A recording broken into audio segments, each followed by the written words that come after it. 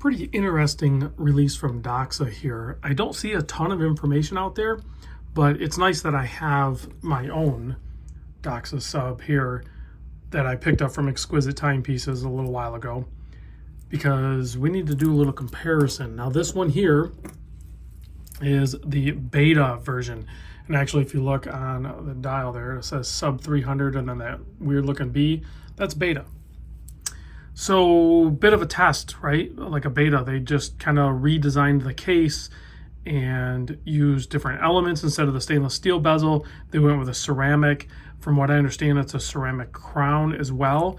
But the most important thing about this case design is it's incredibly thin.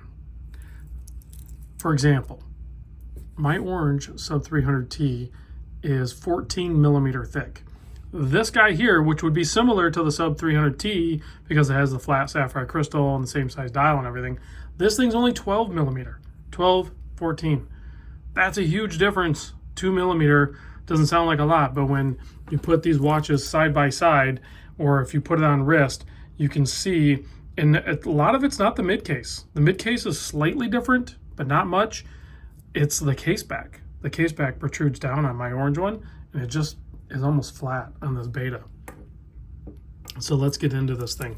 Link in the description. This, like I said, Exquisite Timepieces, authorized dealer of over 60 brands, Doxa being one of them. Super exciting to have them on board at the Exquisite Timepieces, so it allows us access and to purchase and to video and review and share and all that good stuff.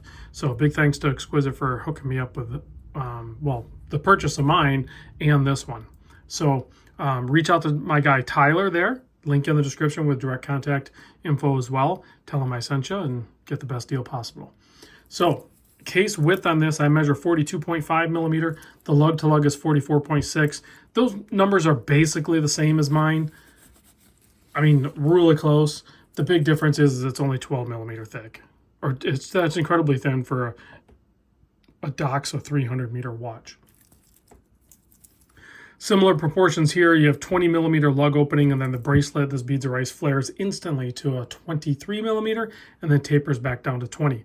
So yes, it tapers, but it's the same width that it is at the lug opening. Just doesn't look like it because it has that flare to meet the case a little bit better. And then you have that clasp that has that quick adjust, but it's, you know, dive extension, quick adjust, or whatever you want to call it. It's pretty simple design, but it works. I think most people will prefer this one over that stamped clasp that's on a lot of their watches. And then you have a 6.4 millimeter signed screw down crown. Let's take a closer look at that case back, because big difference in that too. So you have the wave pattern that is on the front, is also on the back, and the little relief there. And this thing is thin.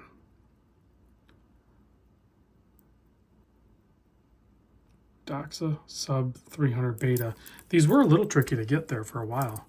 I'm thinking they have them mostly in stock now, but you can see that ceramic bezel still has those DNA collectors, the grip around the edge here. Nice 120 click unidirectional.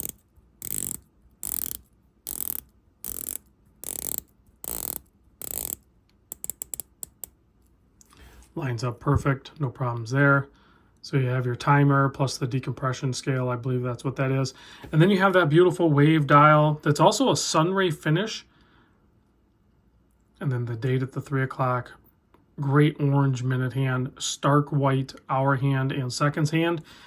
This is now, my buddy Will pointed out, and then I didn't really pay attention until I really started to take a closer look at the beta watches. First of all, they didn't at first interest me because they didn't have an orange dial.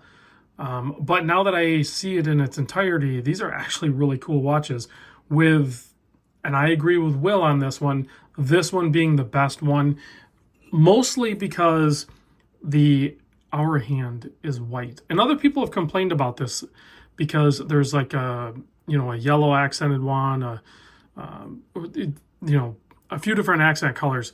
And they all have black minute hands against a black dial, essentially.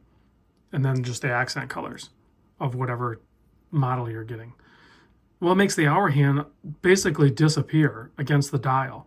Why they didn't, Doxa, why they didn't use the white hour hand on all of the models, I have no idea. It's such a simple solution. Other than I think they basically took the handset from the other, like these watches, and basically placed them on the beta versions. But they should have used the white hour hand on all of them. Go take a look. You'll see what I mean. There are some great colorways. It just makes it more difficult to read. So you might still just be like, you might overlook that. It might be a deal breaker for some. But this one, super legible, shows up fine, has a little pop of orange, which is nice on the Doxa lineup. Let's pop it on my 7 1/4 inch wrist so you can see what that looks like. If I can get the clasp, there we go. So it's a little bit lighter too, not much, but it definitely feels different on wrist, like because the case basically almost hits my hand, where on mine it like hovers above just slightly. So I don't want to say it's necessarily better, because the case does end up hitting your wrist a little bit, and maybe with this shape of case, this is going to be more comfortable for you because it pushes it up against or off your wrist. So really the only part that's, yeah, it looks like this size watch, but really none of this is, hitting the wrist as a support mechanism. So whereas in this one, I can tell clearly heavier. So it's just nice that we have so many options for Doxa, because I remember it doesn't seem like that long ago you didn't have a ton of options from the actual model lineup. You just had the color series. But now we have the 200, the 200T, we have, the chronographs. You even have some special materials, the carbons with some gold. Now you have the beta collection, which I'd like to see more from this lineup. And like I said, the change with the hour hand. And then the 600, yeah, forgot about that one. So we have a lot of great options from the brand, and I like the direction that they're going. And the fact that they are using Exquisite as their authorized dealer. So that is super cool as well. Makes purchasing really easy. Let's give this thing a quick blast with the UV light. And check out the Lume, turn off the studio lights. Totally different Lume. So like I have the green Lume on my orange one, and then you have that nice ice blue color, probably BGW9 Super Luminova on the beta. So great looking watches, great looking Lume. It's not Seiko Lume. It's not going to be like super intense, but it's completely adequate for a dive watch. Thanks for watching, guys, and I'll see you on the next vid.